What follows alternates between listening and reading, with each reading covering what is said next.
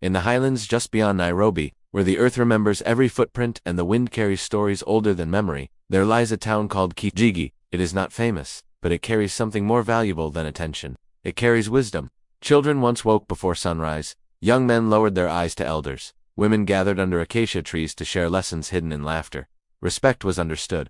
But slowly, without anyone noticing, the fire began to shrink. Mzee Juma's eyes do not show anger. They show distance. He has lived through droughts, harvests, governments, and roads built where forests once stood. What troubles him now cannot be pointed at. It can only be felt. On the wall hangs a memory of another time.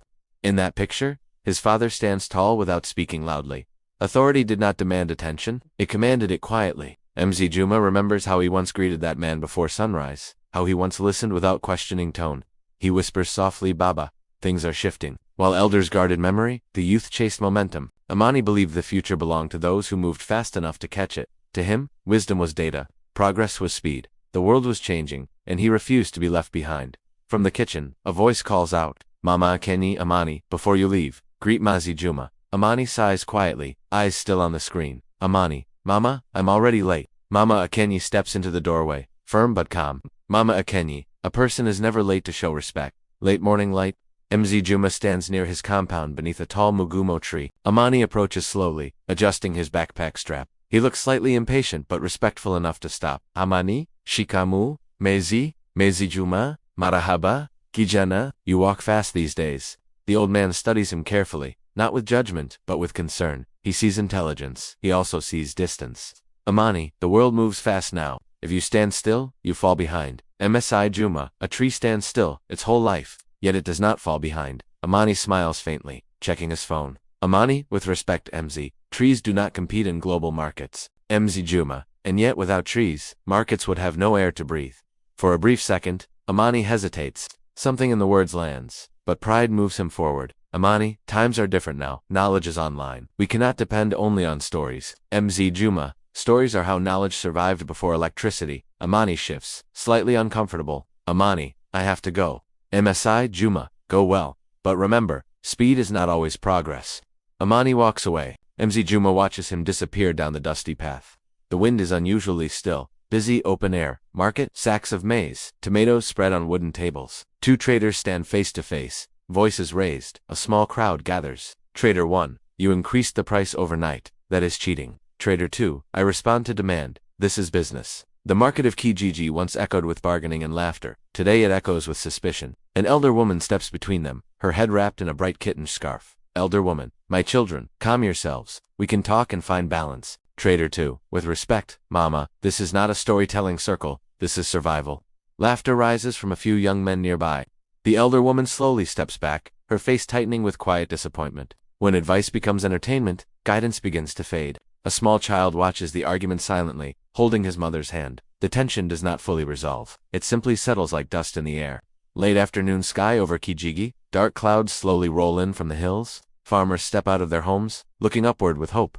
Children run into open spaces, pointing at the sky. Thunder rumbles deeply across the land. When the sky darkened, hope returned quickly. In Kijiji, rain was not just water, it was relief, it was food. It was assurance that tomorrow would still arrive. Lightning cuts across the sky.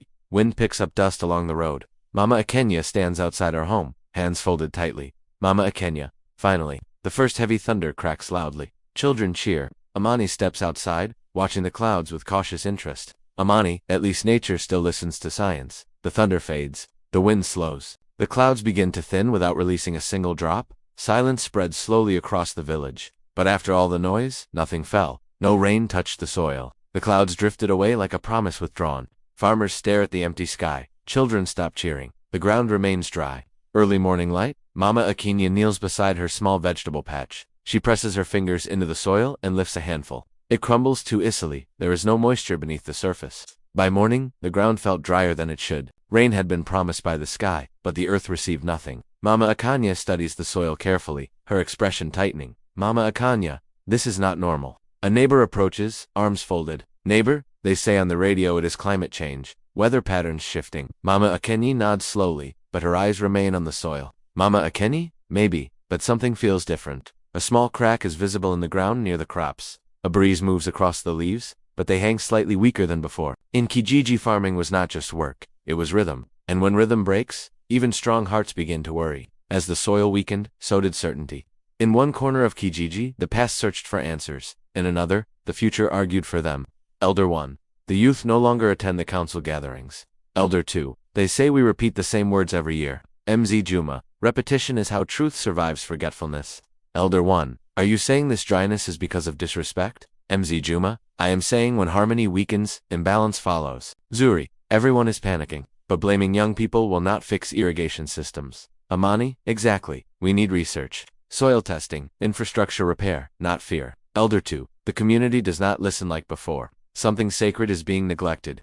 Mzee Juma. When roots are ignored, leaves begin to suffer. Ziri. Culture shapes behavior. Behavior shapes decisions. Decisions shape outcomes. Amani. Then culture must evolve. We cannot stay stuck in memory. 2 conversations, 2 generations, both searching for cause. Both certain they are right, neither fully listening. Night falls over Kijiji houses, glow with electric light. Children finish homework. Radios play softly. Suddenly, everything cuts to darkness at once.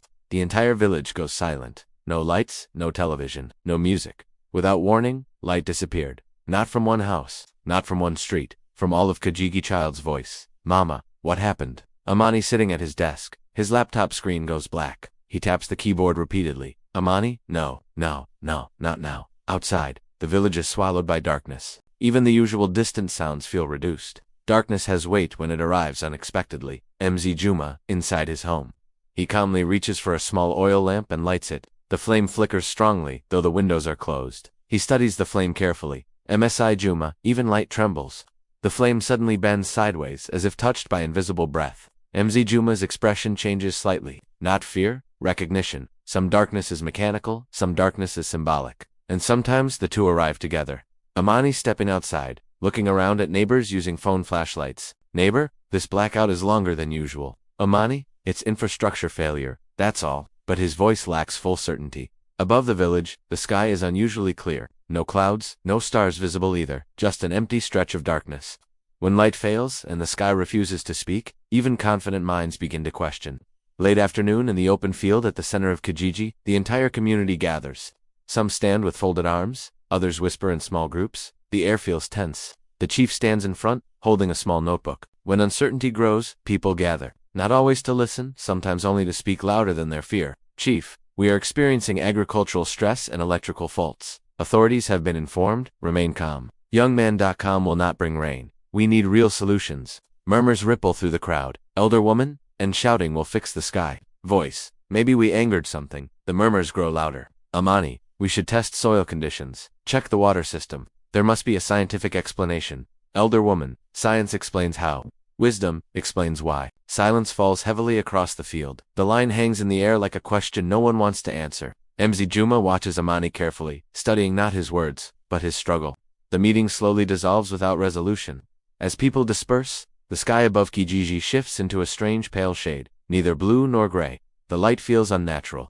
Conversations quiet down as several villagers look upward. Mama Akini, have you ever seen the sky like that? No one answers. The air feels suspended, not stormy, not calm, just waiting. And in that waiting, something deeper than drought begins to form. Night drapes over Kijiji. The village is quiet under a deep, almost velvet darkness. The pale, unusual sky from earlier has faded into an endless navy. Mzee Juma sits alone outside his small home, the walking stick resting at his side. He gazes toward the hills where shadows blur into the horizon. A faint breeze moves the dry grass around him. In times past, imbalance would call the community to reflect, to listen, to gather. Now, reflection is scarce. Silence has grown bold. It moves where voices once thrived. It waits, patient and watchful. Mzee Juma whispering, almost reverent. The ancestors are quiet. Amani lying awake in his room, staring at the ceiling. The elder woman's words echo in his mind. Science explains how. Wisdom explains why. He turns onto his side, but sleep refuses him. Silence does not announce itself. It does not arrive with noise. It removes what once filled the space.